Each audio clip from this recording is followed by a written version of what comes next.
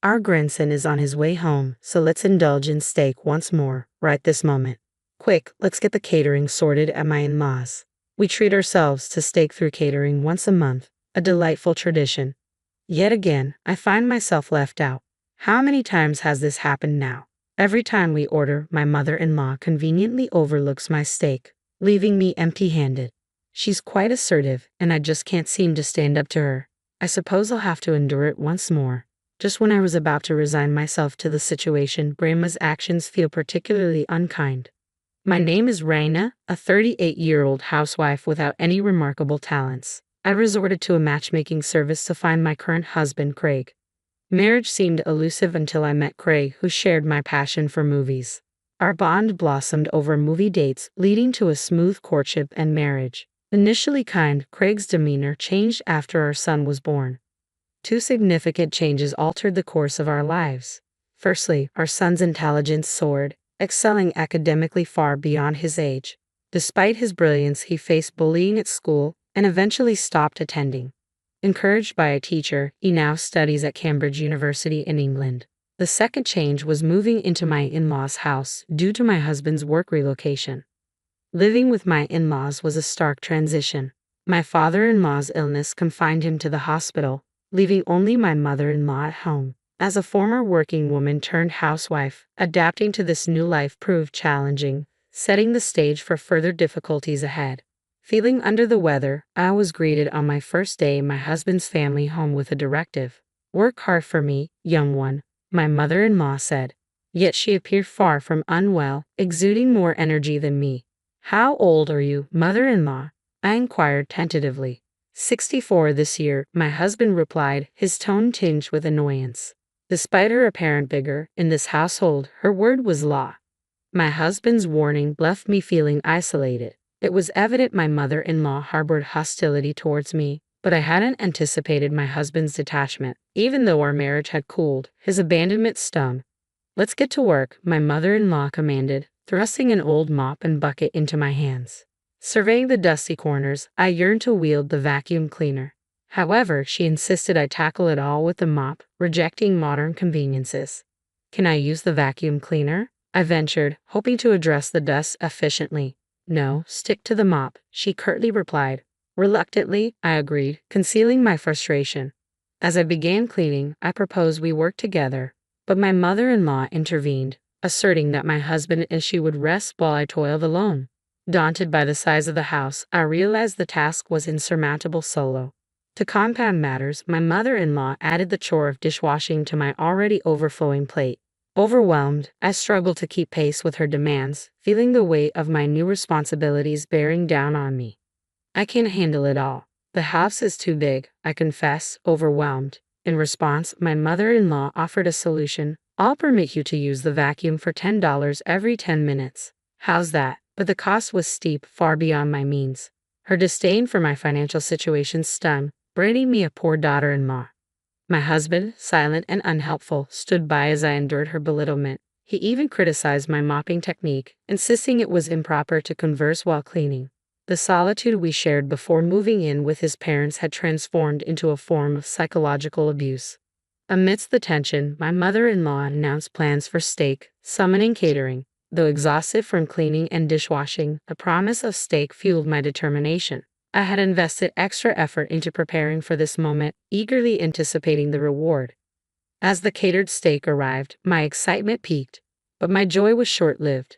Despite my efforts, my mother-in-law declared there was no steak for me, leaving me crestfallen. The disappointment cut deep, shattering my anticipation and leaving me deflated. "I've cleaned the floors and done the dishes," I informed my mother-in-law, only to be met with dismissal. "That's only natural," she replied. "Consider it a token of appreciation for letting you stay. Think of it as paying a fee through your actions. Did you think you could live here for free?" Her words pierced through me, amplifying the sense of hellishness that had engulfed my life since moving into my in-laws' house due to my husband's work. Financially constrained and unable to afford living independently, I relied on a meager monthly allowance of $200 since getting married. After covering essentials and previous expenses, there was nothing left to save. The naive expectation of security as a housewife shattered in the face of harsh reality. As for dinner, My mother-in-law's unpreparedness spoke volumes. While they indulged in high-quality steaks, I was offered noodles. The stark contrast highlighted my subordinate status in the family. Even the act of washing the knife and fork after their meal was the closest I came to the steak. From the very first day, mistreatment became routine, leaving me mentally and physically drained. Amidst this despair, a rare call from our son studying abroad brought a glimmer of warmth. Praising my embroidery, he reminded me of my skills. His words, a balm to my soul, stirred emotions long buried under layers of neglect. But even in my moment of happiness, his keen perception sensed my trembling voice. A testament to his high IQ and psychological acumen, his concern mirrored the distance between us. Yet in his distant words I found solace, a reminder that amidst the darkness there remained a flicker of light. I couldn't believe how much my son had changed. He seemed to have an uncanny ability to see through my facade, sensing something was amiss with Dad. After a moment of silence, I summoned the courage to confide in him about the situation at my in-laws' house. Despite feeling ashamed for airing my troubles, having someone to confide in felt like a lifeline. "It's tough every day," I admitted, but he reassured me. "I'll come over once it's our vacation, and I've saved up some money from my part-time job," he promised, refusing to take no for an answer. With my son's imminent return home, time seemed to fly during our overdue phone call. An hour passed, leaving me feeling rejuvenated by his unwavering support. However, as soon as the call ended, my mother-in-law approached with a sharp glare. "That's quite a luxurious long phone call," she remarked, draining the energy I had gained from our conversation. Despite my apologies, she swiftly shifted the conversation to the upcoming block party, assigning me the task of shopping and making a reservation for steak catering. The day of the block party arrived, and guests began to gather. My mother-in-law, dubbed the president by everyone, was the center of attention. Amidst the festivities, she wasted no time in ordering me around, using me as her servant regardless of who was present. Some guests spoke up in my defense, urging my mother-in-law to treat me more kindly, but her threats silenced them, reminding them of their place in the community.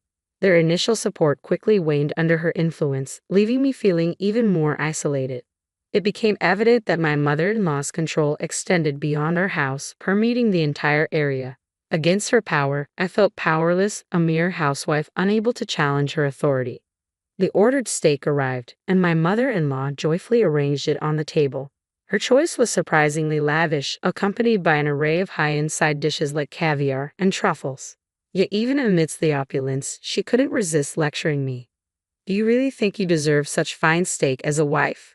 You're 100 years too early for that," she chided, her words a public humiliation. The sympathetic glances from those around us only deepened my sense of isolation. No one dared oppose her, not even my husband, who quietly savored his steak. Hope flickered within me, hoping for even a small portion of the steak. But my mother-in-law's words dashed those hopes, offering beef noodles instead. Upgraded from the ordinary, but still far from what I craved. Frustration simmered beneath the surface until it boiled over, and I couldn't contain it any longer. "Mother-in-law, this is too much," I exclaimed, my voice breaking the tension. "I've prepared everything for today's block party, and yet you treat me like this." Her response was swift and harsh, shutting down any semblance of rebellion. "Is this true, Reina? Couldn't you show a little kindness?" My husband interjected, hoping to defuse the situation, but his words fell on deaf ears as my mother-in-law's resolve remained unshaken. Silenced by her intimidation, no one dared challenge her authority. In that moment, it became painfully clear that in this household her word was law, leaving me to navigate a world where my desires and efforts were constantly undermined. "Remember, you must obey mother in this house," my husband's sudden, authoritative voice echoed through the room, causing my body to instinctively flinch. The once lively atmosphere fell silent, and even those who had supported me began to echo his sentiment, filling the room with resounding agreement.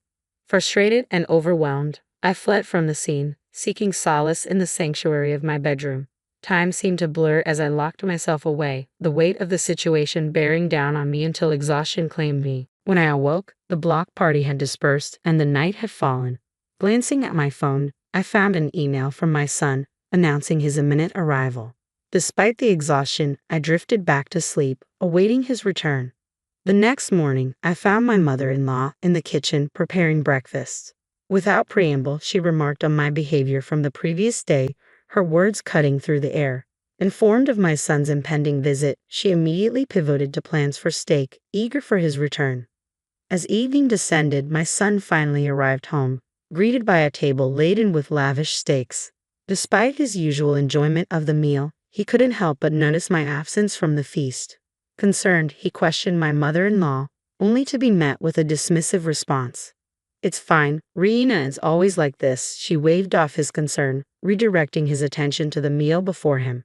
Despite her apparent happiness at being reunited with her grandson, my son's response was unexpected, his words laden with a depth of emotion I hadn't anticipated.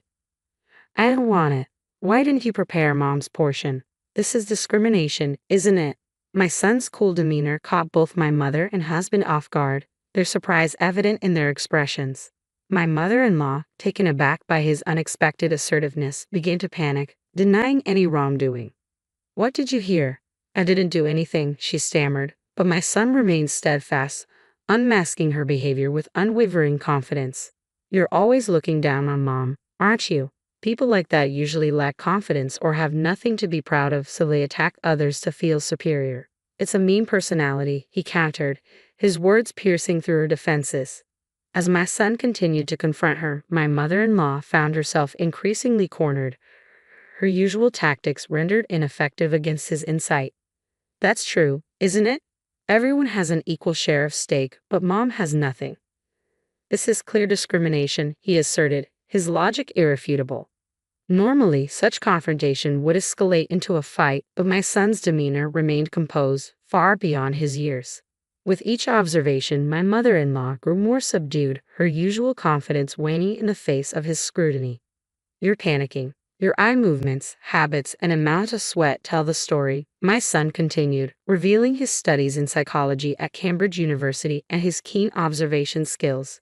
Despite her attempts to maintain composure, my mother-in-law couldn't conceal her discomfort, her facade crumbling under his scrutiny. Watching the exchange unfold, I marveled at my son's poise, while my husband observed in silence. As the tension lingered, my son's final words hung in the air, leaving us all to ponder the implications of his observations. The tension in the room was palpable as my son fearlessly confronted my mother-in-law. "Grandma, do you have any talents?" he asked, his tone cutting through the silence. My mother-in-law, usually quick with a retort, found herself at a loss for words as my son continued, unrelenting. "What you did, Grandma, was unfair.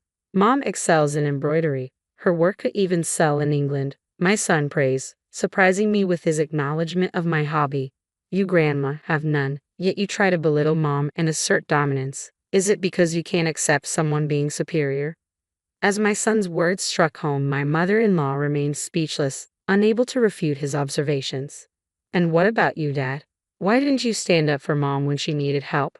Were you unable to stand up to Grandma because she's your mother? If so, why did you marry her?" My husband, caught off guard by our son's probing questions, could only offer silence in response. My son's relentless critique didn't spare anyone, exposing the underlying dynamics of our family dynamic. "You both just want to feel superior and look down on others," he concluded, leaving my husband and mother-in-law speechless. I couldn't help but feel proud of my son's maturity and insight. His suggestion to move to England together took me by surprise, but his reasoning soon became clear. "One of my classmates has a father who's a Hollywood actor. He saw pictures of your embroidery and wants to buy your work. There's a waiting list of over 200 people eager to purchase your pieces," he revealed, his smile contagious. Overwhelmed by the unexpected turn of events, I couldn't help but feel grateful for my son's unwavering support and encouragement.